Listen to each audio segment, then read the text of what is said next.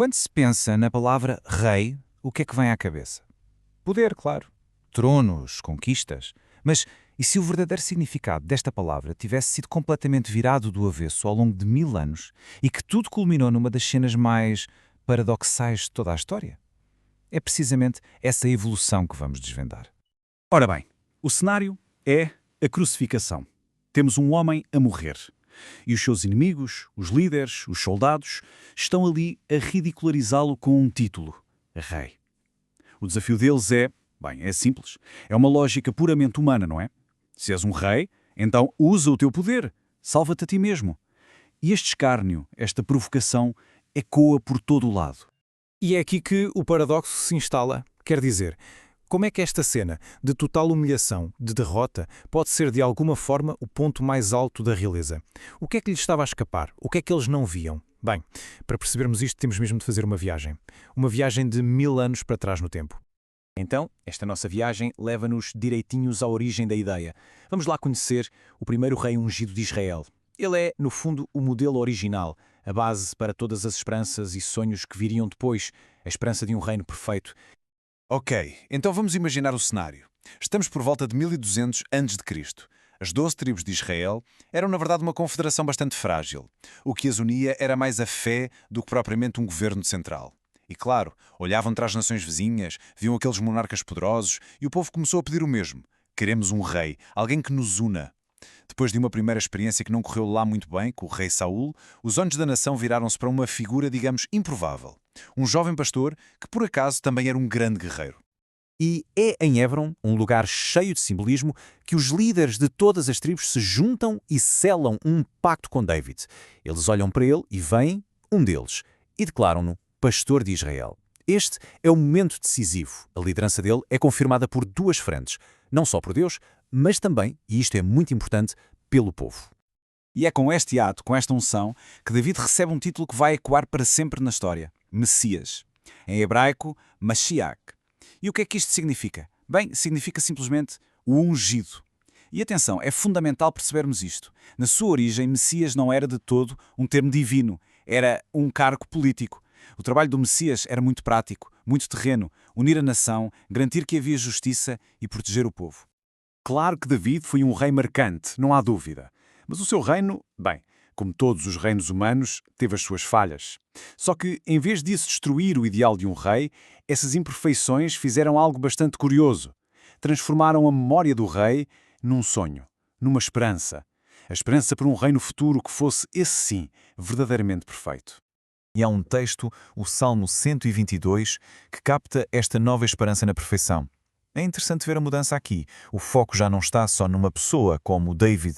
Agora está num lugar, e mais do que isso, numa promessa. O sonho passou a ser um reino ideal, com o seu centro em Jerusalém, onde um descendente de David iria governar com justiça absoluta e transformá-la, finalmente, na cidade da paz. E agora, damos um salto no tempo. Avançamos 1000 anos. E aquele título, Messias, ou Cristo, que é a tradução grega, está prestes a sofrer a sua transformação mais radical de todas. A ideia de um rei terreno vai literalmente explodir para além de qualquer fronteira que se possa imaginar. Vai assumir uma escala cósmica. E a mudança de escala é impressionante. Vamos comparar. De um lado, tínhamos o rei terreno, como David. A sua missão? Governar uma nação, pastorear o seu povo. Do outro lado, temos esta visão apresentada na Carta aos Colossenses, que descreve um rei cósmico. Este Cristo não governa só um país, não. Ele é a força que sustenta toda a criação. É a imagem do Deus invisível. Aquele que reconcilia o universo inteiro. A diferença é abismal. Portanto, o ponto crucial é mesmo este. O título evoluiu. Passou de um líder político para o princípio organizador de todo o universo. É descrito como aquele que já existia antes de todos os seres e em quem tudo subsiste. Quer dizer, a própria ideia de realeza foi completamente redefinida.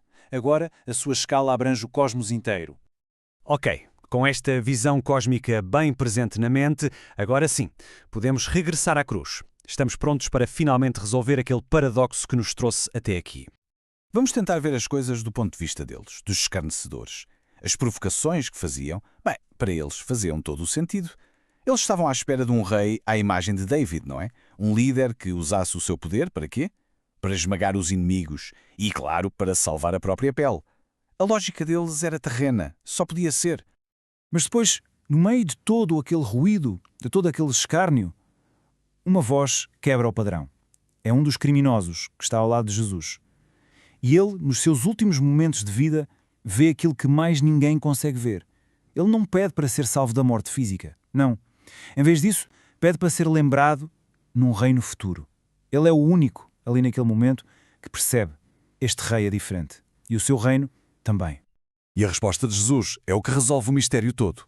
O seu poder não se manifesta salvando-se a si próprio. Manifesta-se ao oferecer salvação a outro. Ele não desce da cruz. Em vez disso, ele abre as portas do paraíso. É neste preciso momento que a verdadeira natureza da sua realeza é finalmente revelada. Então torna-se claro, a crucificação não é a negação da sua realeza. Pelo contrário, é a sua expressão máxima. Este é um reino que não se constrói com exércitos, mas sim com misericórdia. Um reino onde a força está no sacrifício. Onde a coroa não é de ouro, mas sim de perdão. É o paradoxo final. Um reino onde a autoridade suprema é usada não para dominar, mas para servir e para salvar. E assim, esta nossa viagem de 1000 anos termina com uma pergunta. Se toda esta evolução do título rei nos mostra que o verdadeiro poder, no fim de contas, se revela no perdão e no serviço, como é que isso desafia tudo aquilo que hoje em dia pensamos saber sobre o que é ser um líder?